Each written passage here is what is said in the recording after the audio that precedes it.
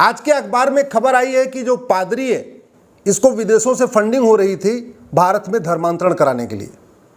मैं बार बार कह रहा हूं, तू मैं करने से, आरोप प्रत्यारोप करने से, नूरा कुश्ती करने से, वीडियो शेयर करने से, टीवी में डिबेट करने से धर्मांतरण नहीं रुकेगा। सबसे पहले जिहादियों की और मिशनरियों की फंडिंग रोकना पड़ेगा। फंडिंग रोकने के लिए सबसे पहले FCRA कानून जो 2010 में कांग्रेस ने बनाया था उसको खत्म करना पड़ेगा। FCRA के जरिए विदेशों से बहुत फंडिंग होती है। क्रिश्चियन जो मेजॉरिटी कंट्रीज हैं वो पादरियों को भेजती हैं, यहाँ पे मिशनरियों को फंडिंग करती हैं। जो मुस्लिम मेजॉरिटी कंट्री हैं वो यहाँ के जिहादियों को पैसा भेजती हैं, FCRA का यूज करके करती हैं। जिहादियों ने भी अपना NGO बना लिया है, मिशनरियों ने भी अपना NGO बना लिया है और उनको बाहर से फंडिंग आ रही है FCRA के जरिए। और कांग्रेस ने 2010 में ये कानून बनाया ही इसीलिए था कि जिहादियों की आराम से फंडिंग चलती रहे, मिशनरियों की फंडिंग चलती रहे। तो जब तक FCRA खत्म नहीं होगा, NGO की ऑडिट करने से, NGO पे छापा मारने से फंडिंग बंद नहीं होगी। FCRA कानून को पूरी तरीके से खत्म करना पड़ेगा।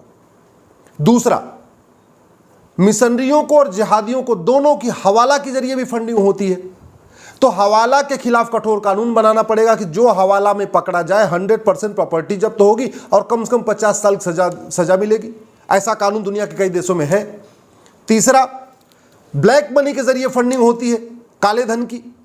जो भारत में काला धन बनता है, अलग अलग तरीके से जो ब्लैक मनी जनरेट होता है, ये सारा मिशनरियों के और जिहादियों की फंडिंग के काम आता है। इसी तरीके जो ड्रग स्मगलिंग से पैसा मिलता है, पूरे देश में जो नशे का कारोबार है, चाहे वो चरस का कारोबार है, अफीम का है, या हीरोइन का है, या गांजे का जो कारोबार है, उससे जो पैसा आता है उसका बहुत बड़ा हिस्सा मिशनरियों को और जिहादियों को कन्वर्जन के काम आता है। तो एक तरीके से दोहरा नुकसान है।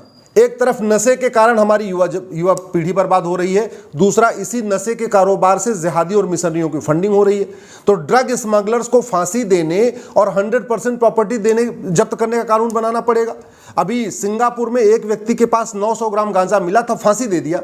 हम सिंगापुर वाला कानून क्यों नहीं ले लेते नशे के खिलाफ?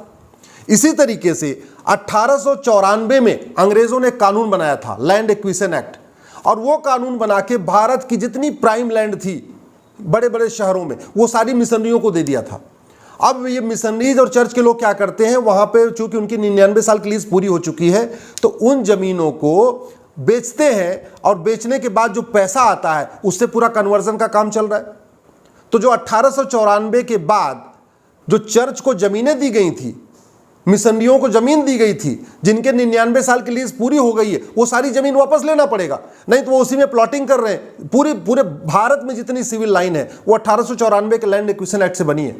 और अब वो क्या कर रहे हैं, वहां प्लॉटिंग कर रहे हैं। 100-100 गज का, 200-200 गज का प्लॉट बेचते हैं, करोड़ों रुपए मिलता है, और उसके बाद वो उस पैसे से गांव देहात में हॉस्पिटल भी बन रहा है, चर्च भी बन रहा है और कन्वर्जन भी हो रहा है।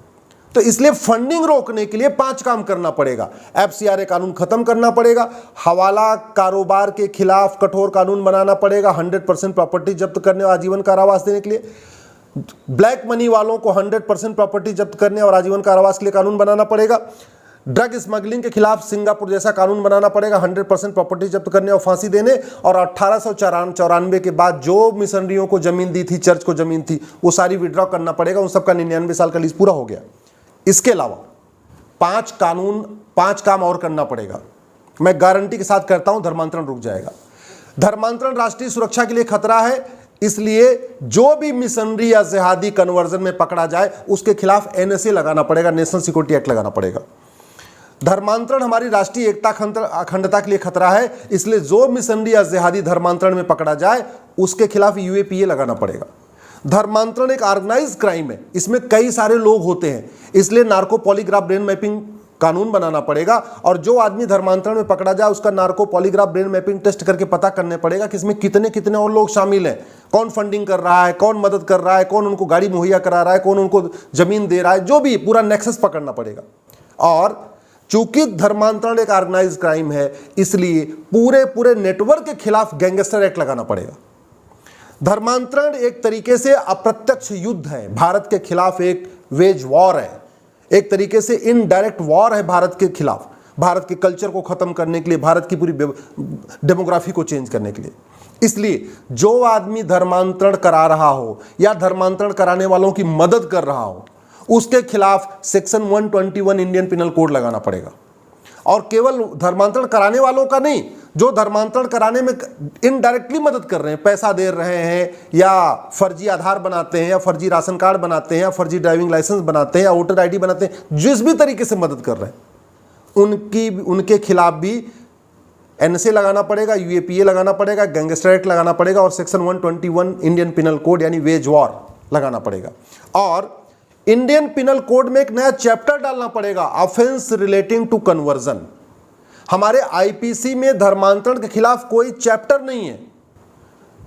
हमारे ऑफेंस रिलेटिंग टू रिलीजन तो है, लेकिन ऑफेंस रिलेटिंग टू कन्वर्जन नहीं है। यानी धार्मिक भावना आहत करने पे इंडियन पिनल कोड में प्रावधान है, लेकिन धर्मांतरण कराने पे कोई प्रावधान नहीं है। और धर्मांतरण पूरे देश की समस्या है, किसी एक राज्य की समस्या नहीं कि फला राज्य ने एंटी कन्वर्जन लॉ बना लिया, फला राज्य ने एंटी कन्वर्जन लॉ बना लिया। अब यूपी ने बना लिया, हरियाणा ने बना लिया, तो क्या धर्मांतरण क्या हो रहा है? धर्मांतरण दिल्ली में हो रहा है। भाई बॉर्डर है, आप गाजियाबाद में धर्मांतरण नहीं कर सकते, यहाँ कानून बन गया है, तो आप रोड क्रॉस करके दिल्ली में इंटर कर जाइए, वहाँ धर्मांतरण कर सकते हैं। नोएडा में धर्मांतरण नहीं कर सकते, कानून बन गया है, चूंकि नोएडा यूपी में, आप रोड क्रॉस करके मयूर विहार में इंटर कर जाइए, वहाँ धर्मांतरण कर लीजिए।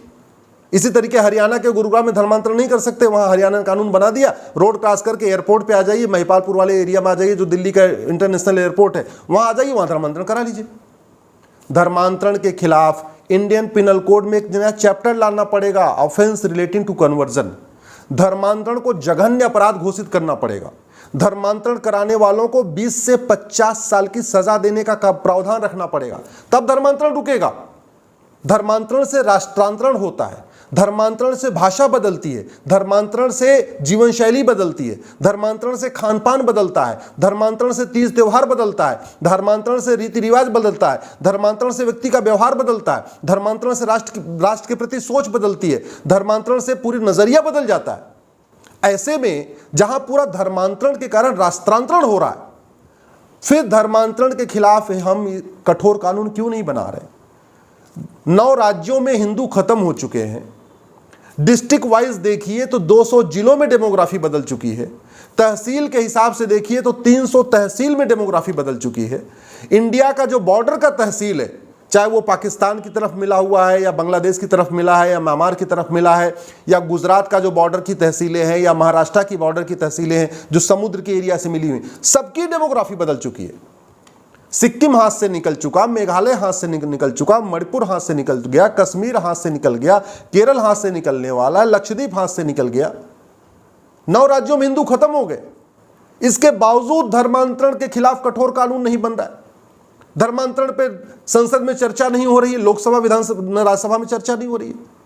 मैं रिपीट कर रहा हूं, तू मैं करने, आरोप प्रत्यारोप करने, नूरा कुश्ती करने, कैंडल मार्च करने, घेराव करने, जंतर मंतर पे हंगामा करने से धर्मांतरण नहीं रुकेगा। बड़ी बड़ी बातें करने से धर्मांतरण नहीं रुकेगा। धर्मांतरण के कारण डेमोग्राफी बदल रही है। फ्रांस से हमें सीखना पड़ेगा किस तरीके से फ्रांस 15 दिन जला है, 3 महीने तक जला है। फ्रांस के पास सब कुछ था, यूएन की परमानेंट मेंबरशिप, वीटो पावर है, फ्रांस के पास राफेल है, फ्रांस के पास वर्ल्ड क्लास एयरपोर्ट है, वर्ल्ड क्लास हाईवे है, फ्रांस के पास बड़े बड़े फाइटर प्लेन है। कुछ काम नहीं आया, 3 महीने फ्रांस जला है। तो हम वही काम क्यों कर रहे हैं जो फ्रांस कर रहा है?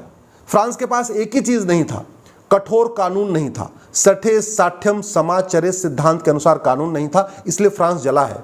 और अगर हमने फ्रांस से नहीं सीखा, धर्मांतरण के खिलाफ कठोर कानून नहीं बनाया, तो आने वाले टाइम में भारत की स्थिति भी पूरी तरीके से फ्रांस वाली होगी। अभी तो केवल 9 राज्यों में अल्पसंख्यक हुए हैं, 200 जिलों की डेमोग्राफी बदली है, 300 तहसीलों की डेमोग्राफी बदली है, लेकिन जिस तरीके से धर्मांतरण हो रहा है उत्तर प्रदेश में, बिहार में, हरियाणा में, पंजाब में, गुजरात में, महाराष्ट्र में, पूरे देश में हो रहा है। जिहादी और मिशनरी साम दाम दंडभेद का यूज कर रहे हैं। अगर हमने कठोर कानून नहीं बनाया, जो हमने ये 10 बताया तरीका, फंडिंग रोकने का 5 तरीका और धर्मांतरण रोकने का 5 तरीका नहीं बनाया, तो पूरा भारत कन्वर्ट हो जाएगा, कोई नहीं बचा पाएगा।